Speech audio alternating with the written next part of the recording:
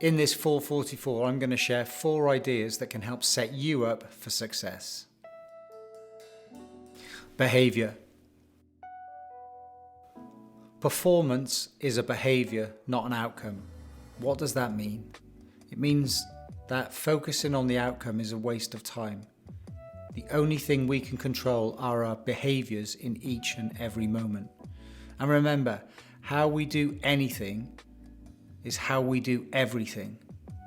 And you have to ask yourself, are your behaviours getting you towards where you want to get to? Motivation is great, but motivation doesn't last. And our behaviours are what controls the outcome we receive. And there are only 3 possible ways to describe our behaviour. There's acceptable. What's acceptable? Just good enough. There's exceptional. What does world-class behaviour in the area you're looking to improve, what does that look like? And if it's not acceptable and it's not exceptional, it's unacceptable. And you need to catch yourself straight away and change your behaviours if you want to get a better result. The FOGG behavioural model.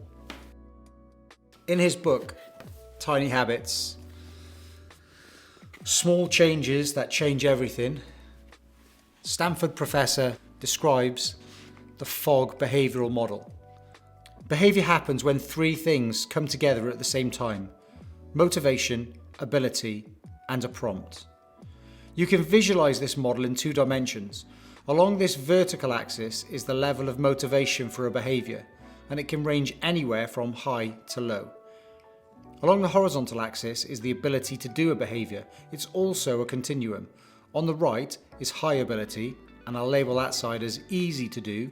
And on the left side of this axis are behaviours that are hard to do. Suppose you want someone to donate to the Red Cross. If they have a high motivation, and if it's easy for that person to do, they will be here in the upper right corner of the model. When a person here gets prompted to donate, they will do the donation behaviour. In contrast, if someone has a low motivation to donate to the Red Cross, and if it's hard for them to do, then they will be here in the lower left corner, and when that person is prompted, they will not do the behaviour. There's a relationship between motivation and ability. This curved line, called the action line, shows that relationship. If someone is anywhere above the action line when prompted, they will do the behaviour.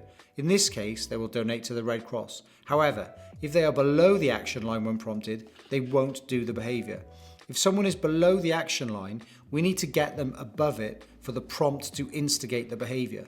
Either we need to increase the motivation, or the behaviour needs to be easier to do, or both.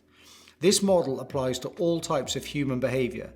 In summary, when motivation, ability and prompt come together at the same moment, that's when a behaviour will occur.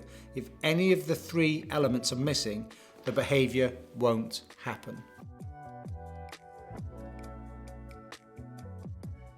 Now, to help maintain a behaviour, it's really important to get an accountability system in place. And there are 3 elements to a potentially successful accountability framework.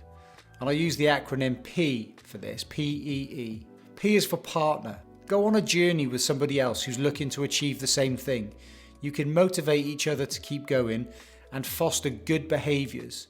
It's much harder to skip going to the gym if you know you're going to meet your training partner there and they're expecting you to be there to do your session. E is for expert. Speak to somebody who's already been on the journey you're about to start. Speak to somebody who's done it.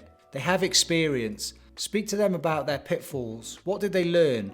What would they do differently? What helped? What hindered? You get great insight from somebody who has already done what you're setting out to do. And the third is an enforcer. This is somebody who holds you accountable.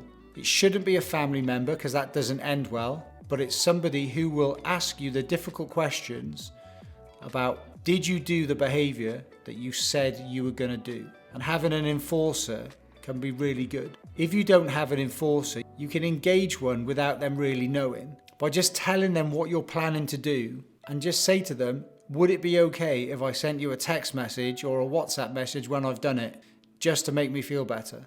And all of a sudden, you've created that accountability that you feel obliged to follow through with.